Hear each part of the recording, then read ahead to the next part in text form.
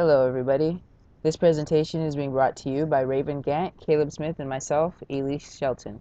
Our project was California Baptist College from the years of 1994 to 1995, and the theme for that year was Subject to Change.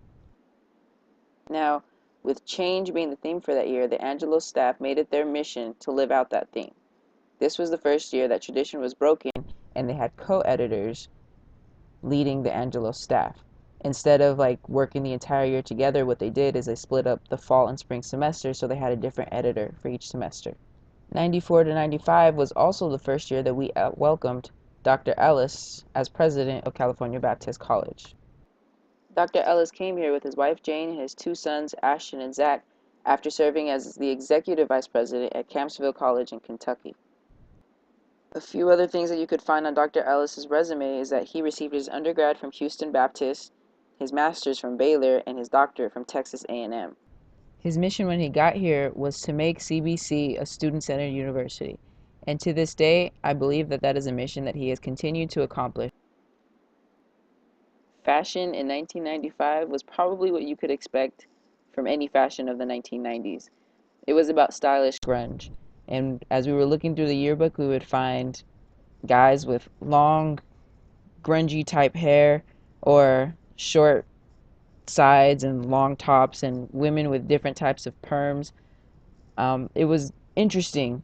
Also looking at their style of dress, the different vests, the sunglasses, it was classic 90s style.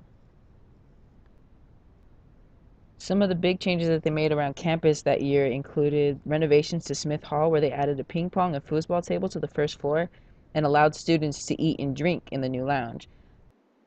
They also implemented certain visiting hours so that male and female students could both share the lounge and hang out together. This was also the first year that the cafeteria took up the self-service method. Senior class activities in 1995 probably weren't very different from some of the activities that seniors do now today, when they listen to music or some of the places that they went out to eat or the different activities that they partook in. Some of the most popular music that they listened to included Take Six, the Beatles, the Cranberries. They went out to eat at places like the Denny's on Madison, In-N-Out Burger, Del Taco, Pizza Hut, and Capone's Pizza, which we're not really sure if that still exists. But some of the other activities that they partook in included going to the dollar movies, Ditchums, which our group is uncertain of what that is too, or going to play dodgeball in the gym or hanging out at Castle Park. One of the popular events that took place at CBC in 94 to 95 was Twerp Week. The woman is required to pay. That took place on October 3rd through the 7th. Twerp Week events included dinner at the Old Spaghetti Factory, evening under the stars at the Griffith Observatory, and the Sadie Hawkins dance, and a trip to Magic Mountain. Now, they didn't have to participate in every single one of these, but when they did, just as the title says, it was the woman's obligation to pay for both of their attendance. The Blue Crew is one of the organizations that experienced a pretty big change in 94 to 95, and they're what would be equivalent to the present-day Crazies. They were the fan club, the spirit group that went out to all of the games. But in 94, they decided to become a Christ-based nonprofit organization, and they had 28 members that were serving in the community and supporting CBC athletics. A few things about athletics from 94 to 95 is they got a new athletic director, Jerry King.